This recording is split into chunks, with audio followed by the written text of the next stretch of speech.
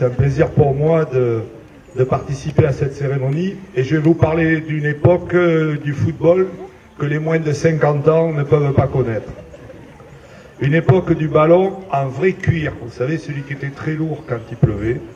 Une époque où les grands du monde du football, vous en avez un là, ne dépassaient pas 1,70 m. Cette époque fut celle d'un breton au pied agile, né à Lorient. C'est peut-être un signe, il est né à Lorient, et qu'il soit à Sadirac aujourd'hui, c'est un signe quand même, hein, né à Lorient, c'est important. Il y a maintenant presque 80 ans.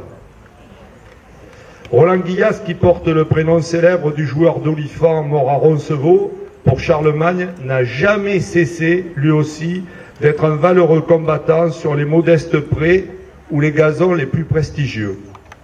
Toute sa vie, à Roland, n'a été guidée que par cette passion du jeu, par cette volonté permanente de jouer, mais surtout quelque chose de précieux, de faire jouer les autres, par cette envie de poursuivre éternellement ces rêves que beaucoup de gosses entretenaient à son époque, oublier les années grises de la dernière guerre mondiale en allant chercher la gloire autre part que sur des champs de bataille.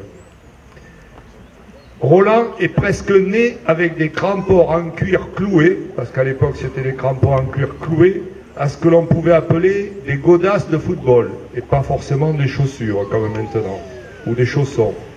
Roland Guillas a vite impressionné les éducateurs par ce qui a fait la gloire des Copa, des Maradona, des Giresse et actuellement des Messi, savoir jouer les David en renversant des Goliaths des défenses, en y ajoutant une vision exceptionnelle de ce qu'il faut faire pour les autres. Preste, il est très rapide, contrairement aux apparences. Généreux, rusé, altruiste, Roland Guillas devient vite l'un de ces lutins insaisissables que repèrent les clubs professionnels, alléché, il faut bien le dire, dès cette époque par une pépite en devenir qui fait l'or des tiroirs caisses en période des transferts. Il débarque à 18 ans, non pas au Hayan, parce que ça n'existait pas le Hayan, mais à Roquevielle. Chez les Girondins de Bordeaux, sur la recommandation d'un personnage qui repérait des jeunes joueurs qui s'appelait Lisée Riraud. Après avoir reçu un télégramme, ça à l'époque il n'y avait pas les SMS, il avait reçu un télégramme, venez faire un essai. Pour un premier contrat de stagiaire pro, comme on disait ailleurs, il a fait le voyage vers Bordeaux. Et figurez-vous qu'il débute par un match amical contre Toulouse. Et ce jour-là, il est stagiaire pro, il marque 3 buts. Donc vous doutez bien que sa carrière commence à Bordeaux, ça n'a pas duré longtemps. Et il découvre des noms que vous connaissez peut-être, Kubler, Galis père, pas Galis fils, Galis père, André, oui André, je me trompe, non, les deux, André et Jean, Kargulevich, que j'ai retrouvé moi après dans des matchs à Camblan, Garriga et un buteur qui avait un nom célèbre qui marquait beaucoup, n'est-ce pas Roland, qui s'appelait Skander. Des noms aujourd'hui oubliés quand lui est encore là devant vous. Il débute sur le maillot bleu au scapulaire blanc dès la saison 55-56. On est en 2015, 55-56. Pour un salaire magnifique, équivalent à celui d'Ibrahimovic, de 1000 anciens francs par mois. Comparé, hein, ça vous dit quelque chose. Et il est appelé pour son premier match chez les pros par André Gérard, pour un déplacement qu'on faisait en train et pas en avion et qui devait être long à Nancy en octobre 1955. J'ai même le score 1-1. Non, 1-1, je suis sûr, j'ai vérifié. Il jouera 10 matchs cette saison-là, mais il ne marquera son premier but en première division qu'à Lens, et j'ai même trouvé la minute, Roland, c'est la 52e minute, le 12 décembre 1955, soit il y a maintenant plus de 60 ans.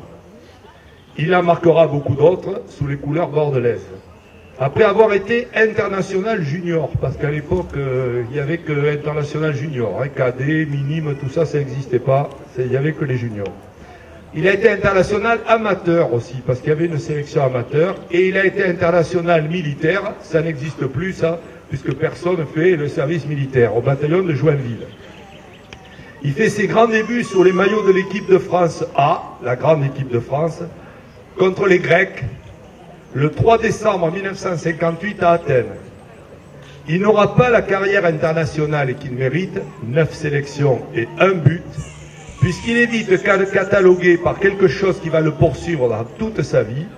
On l'appellera le petit Copa. C'est-à-dire comme un rival du meneur de jeu du Real de Madrid, qui fait, il faut bien le dire, l'équipe de France à sa façon avec ses copains rémois, puisqu'à l'époque, il y avait quand même une filière rémoise, n'est-ce pas Roland? Il aurait pourtant lui aussi pu briller en Espagne, et quand j'ai parlé de Messi tout à l'heure, car il a failli signer à Barcelone, au Barça, en 1964, pour revenir aux Girondins de Bordeaux, diriger, autant André Gérard devait être un entraîneur que j'ai connu assez cool, mais là, il est revenu avec Artigas, ont changé de registre. Ce seront pourtant les plus belles saisons de sa carrière, mais chaque fois, Bordeaux manquera le titre de peu, avec des joueurs que vous avez peut-être connus les uns les autres, Robuchy, Chorda, Abosolo, Moevi et beaucoup d'autres. Roland Guillas quitte les Girondins pour aller jouer à Saint-Étienne et porter le maillot vert en 1960. Sa grande saison sera celle de 1961 à 1962, car il gagne, phénomène rare, une Coupe de France, puisqu'il a porté la Coupe de France, contre Nancy encore, c'est bizarre d'ailleurs. Et dans l'équipe de Saint-Étienne qui gagne cette équipe de France, il y a des noms comme Herbin, Domingo, Ferrier, Oleksiak père d'ailleurs, le père de celui qui a joué ensuite. Il fait un crochet à Grenoble où il a eu très froid, avant de retrouver Lorient, son pays natal, pour 1 an, et il terminera sa carrière pro à Angoulême en 1972.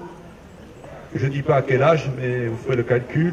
Après 11 saisons en première division, il a joué 11 saisons en première division, 297 matchs de titulaire, puisqu'il n'y avait pas de remplaçant ou très peu à l'époque, et 43 buts marqués. Il ne quittera jamais le terrain, même s'il entre grâce à Pierre Bernard, que vous avez connu peut-être, qui avait un magasin rue Sainte-Catherine d'ailleurs, de jouer. Pierre Bernard, son copain bordelais, comme commercial durant 22 ans chez Adidas.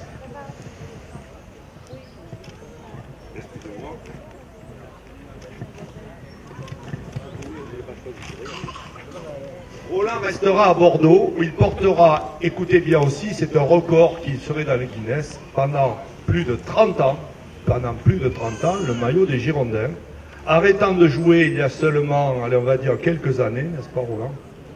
4-5 ans, il joue encore un peu.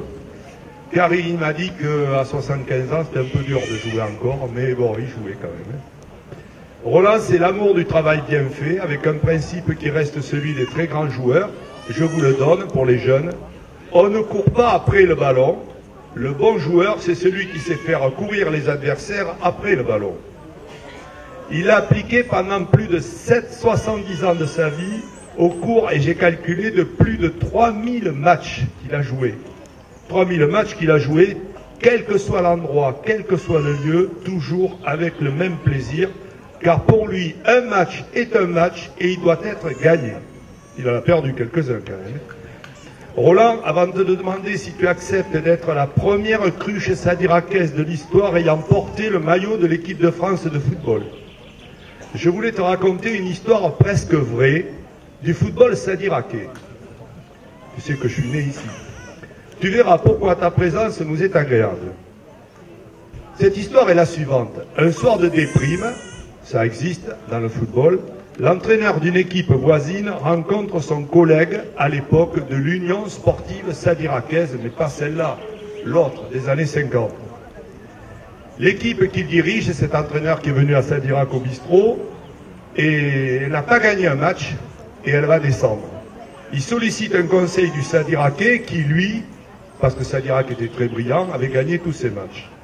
Et il lui dit, tu sais, ils jouent très lentement, mes joueurs, ils sont incapables de marquer un but, et qu'est-ce que tu ferais à ma place? Et l'entraîneur Sadiracais lui dit, je vais te livrer un secret. À l'entraînement, à Sadirac, je place dans la surface de réparation des dizaines de grosses cruches des potiers. Et mes joueurs doivent faire circuler le ballon entre eux sans renverser une cruche, autrement c'est 2 tours de terrain à chaque erreur. Tu devrais essayer parce que c'est efficace. L'autre lui dit, c'est une idée, au point où j'en suis, de toute façon, hein, je risque rien. Il va acheter donc une trentaine de cruches chez Duverneuil, et le Sadiraquais n'entend plus parler de son collègue entraîneur qui retrouve pourtant un soir au bistrot. Alors, tu as fait ce que je t'ai dit avec les cruches de Sadirac, comment ça s'est passé? Ne m'en parle pas, lui raconte effondré l'autre. J'ai mis les cruches dans la surface, j'ai donné les consignes et j'ai menacé de faire les tours de terrain. Et l'autre lui dit, et comment ça a marché? On n'a toujours pas gagné un match. Mais il dit, le pire, c'est qu'on a perdu 4-0 contre les cruches de Sadirac. Donc, vous voyez que les cruches de Sadirac, dans le domaine du football, ont une efficacité redoutable. Tu vois, Roland, tu n'entres pas dans n'importe quelle confrérie, celle des cruches victorieuses, qui est celle qui s'adapte à tous les contextes, celles qui font vivre cet état d'esprit qui a toujours été le tien, le partage et l'amitié. Et je peux en témoigner. Tu rejoins celle des gens modestes, heureux de vivre ensemble, fiers de leurs racines, et certains que la vérité de la vie se trouve dans les cruches, objets apparemment simples, mais qui nécessitent adresse, douceur, maîtrise, obstination, comme tu savais le faire avec le ballon et comme tu sais toujours le faire. Bienvenue chez nous, Roland, et prépare-toi à prêter le serment qui ferait de toi, aujourd'hui, le grand copa de la confrérie des cruches sadiracaises. Merci Jean-Marie. Un petit mot, Roland. Un petit mot parce que je ne pouvais pas trouver meilleur Alain pour expliquer ma carrière, parce que vraiment il a été très bon et je n'aurais pas fait mieux, c'est certain. Et avoir la mémoire qu'il a, je crois qu'il en a dit beaucoup plus que j'aurais pu dire, parce qu'il se rappelle d'un tas de choses que moi je ne me rappelle plus, mais que j'ai quand même dans un coin de la tête, quoi. Et donc je suis très heureux d'être parmi vous, parmi tous ces gens qui font beaucoup. Je suis très heureux d'avoir été invité avec les deux frangins, là. Et puis j'espère que ça va perdurer et que je serai invité de temps en temps si je suis toujours vivant. Voilà. Et donc bonne journée à tout le monde et à très bientôt. Merci Roland, on peut l'applaudir. Alors maintenant il ne te reste plus qu'à jurer quand même, parce que c'est pas gratuit, hein. Voilà. Alors, je suis une cruche. Je suis une cruche. Je serai une cruche. Je serai une cruche. Je resterai une cruche. Voilà, pas de problème. C'est pas mal, hein. Ouais, non, ça fait pas mal, c'est un nom qui me convient. Voilà un souvenir de ton passage à Sadirac.